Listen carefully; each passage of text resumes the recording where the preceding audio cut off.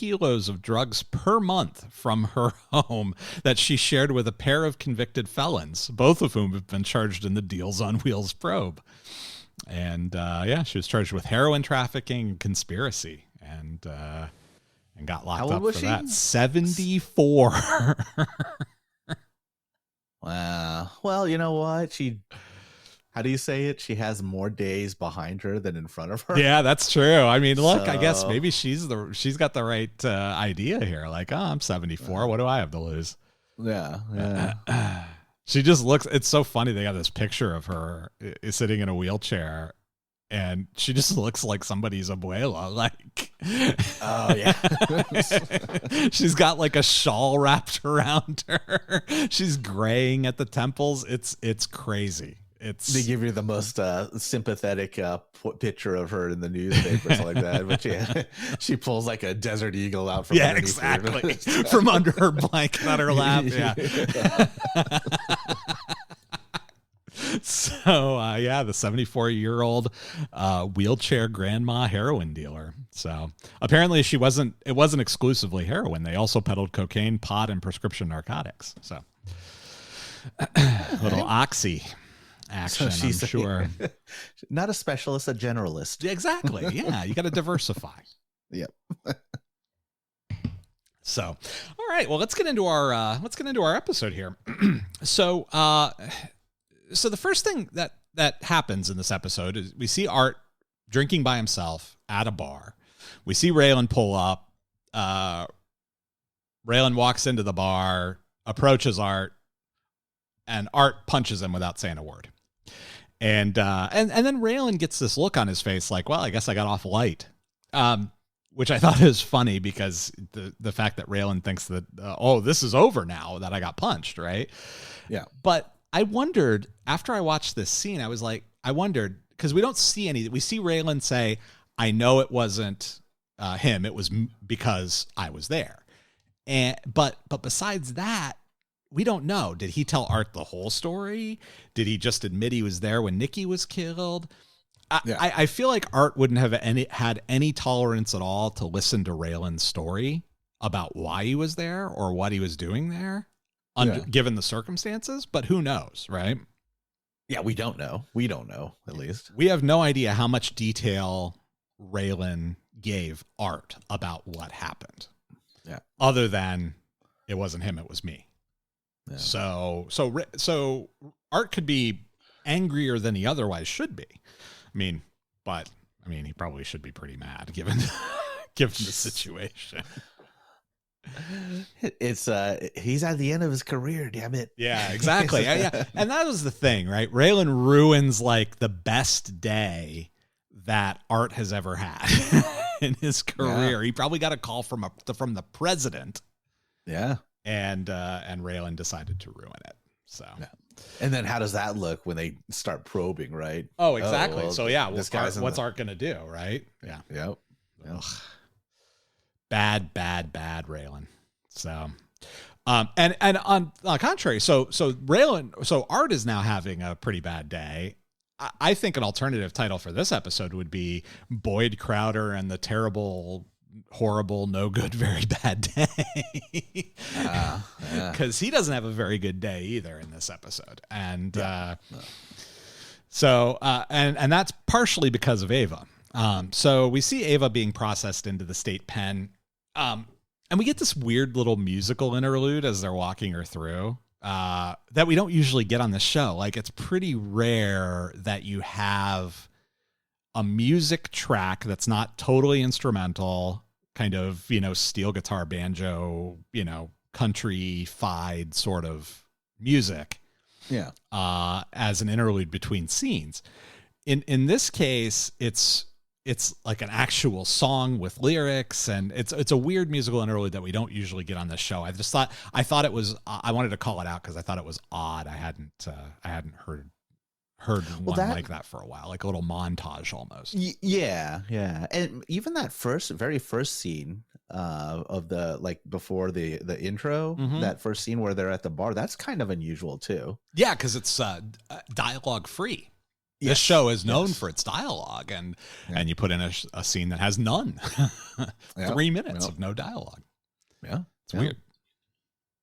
So Ava's processed into the state pen. She's in ADSEC, administrative security. And I'm not sure why. It's interesting. Our friend Mike, the lawyer, pointed out that in the real world, Ava would never go to prison, because prisons are meant for people who have committed felonies and have been sentenced to 1 year or more in prison. Yeah. Like she would go to a more highly secured area of county or whatever. She would not go to state prison. And I think he's right about that with a couple of kind of exceptions. Like if there's overcrowding at the county facility, sometimes the longer term inmates will go to the state prison, or if there's a security issue and they don't have the appropriate facilities. So I think giving the writers the benefit of the doubt, we can just assume that the reason she got transferred to the state lockup is A, because the government officials in Harlan were aligned against Boyd, and B, because they didn't have the ability to protect her from the prison guards in the county lockup. Because you would be thinking they would be looking for retribution, right? Yeah. After she allegedly stabbed another guard. Yeah. So, but that guy, I get the feeling that what's his name, wasn't very well liked probably amongst the guards. Yeah. Probably not. Yeah, he's a little Weasley jackass. Yeah. Yeah. But it doesn't matter, right? Even like it's the thin blue line, right? Even cops who shoot people get protected by other cops. So that's true. It's kind of the same thing here. So, and speaking of Boyd's outside. The first time we see Boyd, he's outside a building stressed. He's very, very stressed. And we find out it's because he's visiting an old Nazi friend from prison.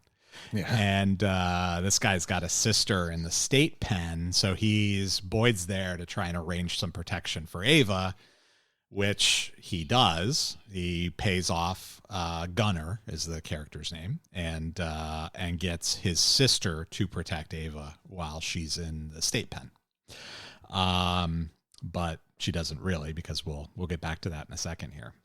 How much money did you think that he paid her, or he paid Gunner? So that looked like about $3,000. Yeah, that's what I was thinking. Yeah, $2,500, $3,000, somewhere in that vicinity. Yeah. Okay. I was just wondering how much protection that buy. Well, I guess you don't really have any money to spend. You don't have to spend really money in the big house. Well, that's why he said, she's going to need some money for her commissary. Yeah. This should keep her in tuna and Kool-Aid. Yeah, that's right. That's right. I don't know what's happened, but I'm on TikTok. I will occasionally get videos that are posted by people who are in prison. I don't know how I ended up in this area of TikTok, but I saw this guy who had built like a flat top in his cell. He wired it into the overhead lighting, and like it was aluminum foil, or like a catering like an aluminum catering container that he had electrified with the wiring from the light above him, and he's making breakfast burritos in his cell. That's crazy. And I'm like, how do the guards not smell that? I mean, it was amazing. It was a real breakfast burrito. So there was eggs and with everything, the whole bit. Yeah. Yeah. Eggs are I've gone through the roof. As far as pricing. Holy crap. It's crazy, huh? You can't even get them in California. Like there's shortages everywhere for eggs. Oh, really? Yeah. Okay. We brought that on ourselves, but dysfunctional state. Just look at the proposition we passed around to eggs about 5 or 6 years ago, and you'll understand why we don't have any eggs. Oh, that's interesting. Yeah. Okay. But so that's what's going on with Boyd and Ava. Ava's in the state pen. Boyd is trying to arrange for her protection. Art punched Raylan, and Allison arrives at a house and we see that Daryl and Danny are inside, and she's there to do a site visit because that's where Kendall and Wendy now live, apparently. And we have a clip of the conversation at the front door because I thought it was fun. You can't be social worker. We're not supposed to enter the house if there's a dog on the loose. Danny, come get your animal. Most times they bark, so they ain't got to bite. Yeah, it's just Chelsea.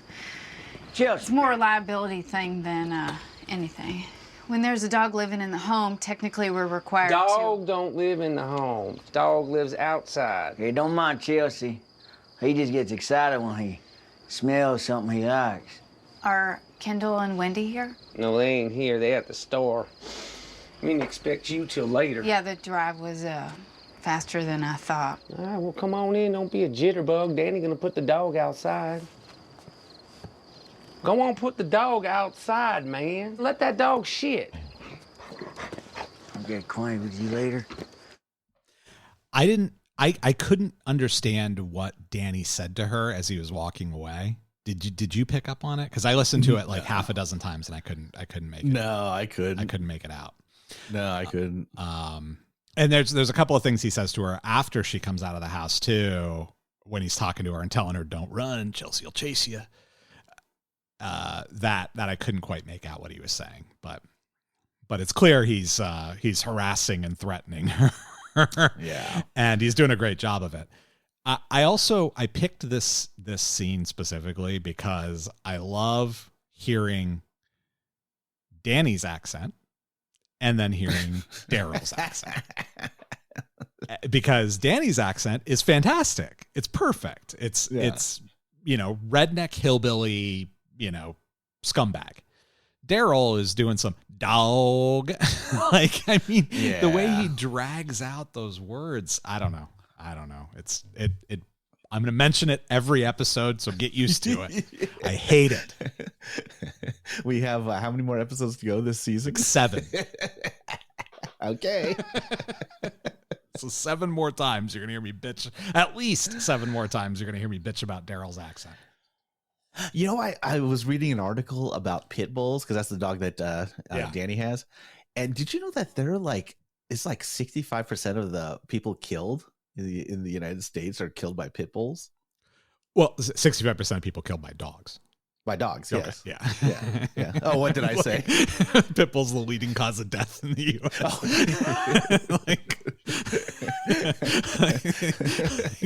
Oh. 4 million people last year.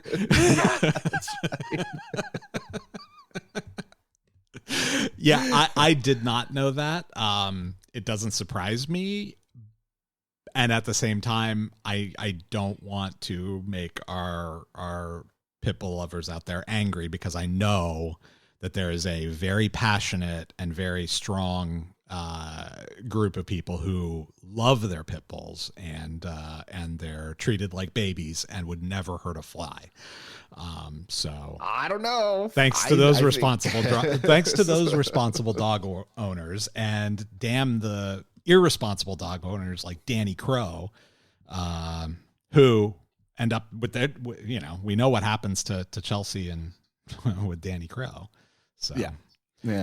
Well, it's who do you think gets those? Oh, I know. Yeah, I mean, there's a whole thing with that. Get a Cane Corso. Those dogs are awesome. I have no idea what that is. I've never even heard of that.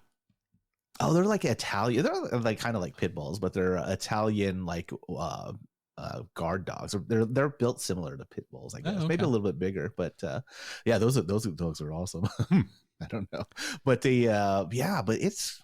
I don't know. I guess we should. I don't know if we should go down that road. But no, I just thought it was interesting. 34 of 47 victims in fatal dog attacks in 2019. Oh, just in 2019. I think what's interesting is that there are only 47 fatal dog attacks in the United States in 2019. That seems low to me. That's lower than I expected it to be. I'm not saying that the statistic is wrong. I'm just saying it's lower than my expectations. Oh yeah. Yeah. I don't know. It just seems to me like. That's got to be a pretty gnarly dog to be able to just murder someone, right? You look at Chelsea. You look at like Chelsea, for example, and you see that dog is just muscle. That's all it is. Like one giant muscle. And I have definitely seen pit bulls that are like that. I've seen that too. Crazy. Like you look at that dog,